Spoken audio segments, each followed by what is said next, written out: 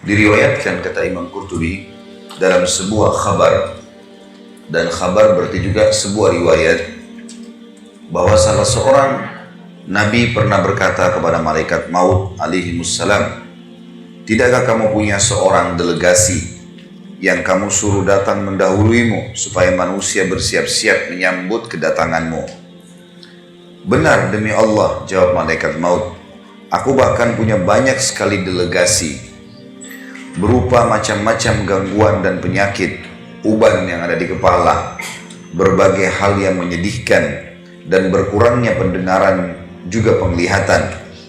Jika orang yang ditimpa hal-hal tersebut tidak mau sadar juga dan tidak mau bertaubat, maka tak kala aku datang hendak mencabut nyawanya, aku menyeruhnya, 'Bukankah aku telah mengirim terlebih dahulu kepadamu delegasi demi delegasi dan peringatan demi peringatan? Aku adalah delegasi terakhirmu. Tidak ada lagi yang lain sesudahku, dan aku adalah peringatan terakhir. Tidak ada lagi peringatan lain sesudahku. Tidak ada satu hari pun di mana matahari terbit dan terbenam, melainkan malaikat maut menyeru, 'Hai orang-orang yang telah berumur 40 tahun, inilah saatnya kalian mengambil bekal. Selagi kalian masih berakal, anggota-anggota tubuh kalian masih kuat perkasa. Hai orang-orang yang telah berumur 50 tahun, telah dekat saatnya memetik dan panen. Hai orang-orang yang telah berumur 60 tahun, kalian telah melupakan hukuman Allah dan melalaikan jawaban atas firman Allah subhanahu wa ta'ala yang telah disebutkan di dalam surah Fatir ayat 37. A'udzu billahi minasyaitonir rajim. Awalam nu'ammirkum ma yatadzakkaru fihi man tadzakkara wa ja'akumun nadhir. Bukankah kami telah memanjangkan umurmu dan dalam masa yang cukup untuk berfikir bagi orang-orang yang mau berfikir, dan bukankah telah datang kepadamu an-nadhir atau pemberi peringatan?" Sampai sini dulu. Khusus lembaran ini kita harus mengambil pelajaran penting, Bapak Ibu sekalian, dan sekaligus menepis beberapa persepsi negatif tentang masalah mati. Misal, orang menganggap nanti sudah keriputan, sudah tua sekali, sudah bungkuk badannya, baru dia mati. Ini persepsi salah. Karena banyak yang masih bayi mati, remaja mati. Persepsi yang lain, orang menganggap dia akan mati kalau masuk rumah sakit, sakit parah, di ICU. Maka ini juga persepsi yang salah. Karena ukuran rumah sakit dibandingkan dengan jalan raya, mana yang lebih banyak manusianya? Di jalan raya. Ruangan ICU ada berapa di rumah sakit? 1 atau 2. Mana manusia miliaran? Berarti persepsi orang yang menganggap bahwasanya sakit dulu baru mati itu keliru. Karena sedikit sekali orang masuk rumah sakit, gak banyak, gitu kan? Lebih banyak orang yang lewat lulalang depan rumah sakit. Kalau ada persepsi yang lain juga mengatakan mungkin kalau tabrakan tiba-tiba, ya, atau terjadi pembunuhan, perampokan baru mati, ya juga keliru. Banyak orang yang tabrakan dan juga ya, dirampok tidak mati, tapi banyak orang yang justru tidak dirampok meninggal dunia. Dan ambillah dari semua persepsi yang syaitan bisikan di kuping kita untuk lalai, maka tepis semuanya. Dengan sangat yakin kalau mati bisa datang setiap saat. Mau sehat, mau sakit, mau kuat, mau lemah, mau kaya, mau miskin, laki-laki, perempuan. Jangan lalai terus. Kita perlu tahu dan garis bawahi satu hal, Bapak Ibu sekalian.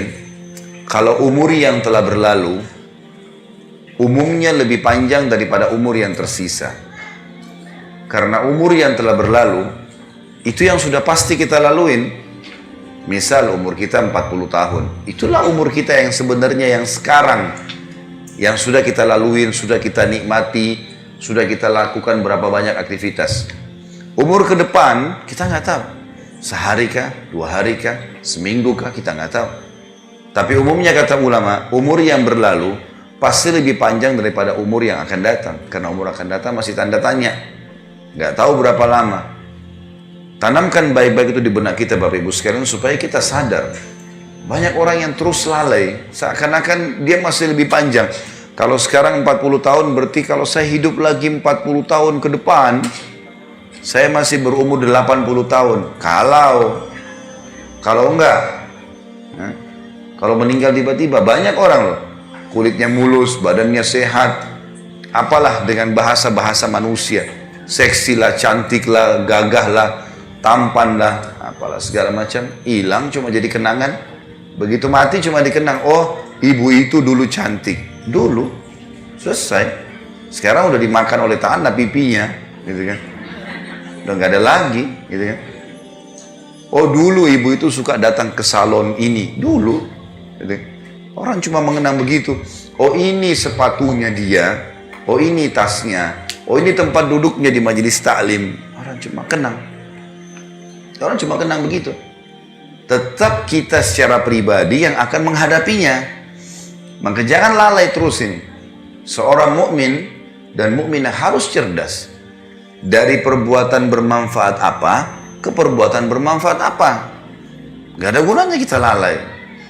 Karena tidak ada waktu ini. Kita sedang berpicu dengan waktu. Jangan terus-menerus mengiyakan syaitan sampai kapan.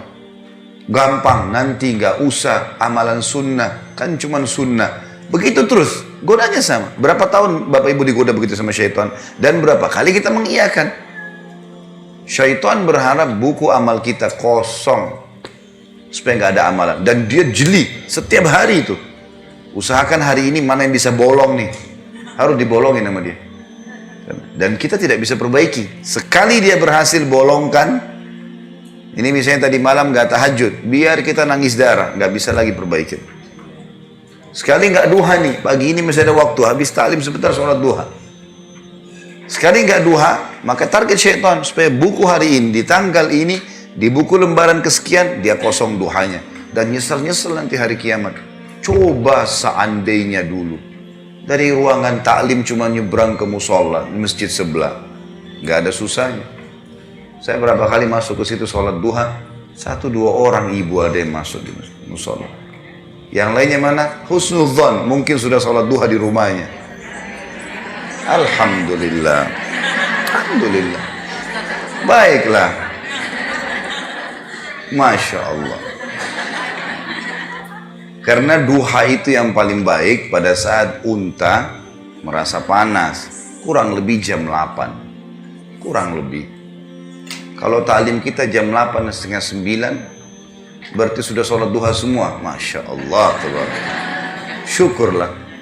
Ya urusan Bapak Ibu sama Allah. Saya cuma tugasnya mengingatkan.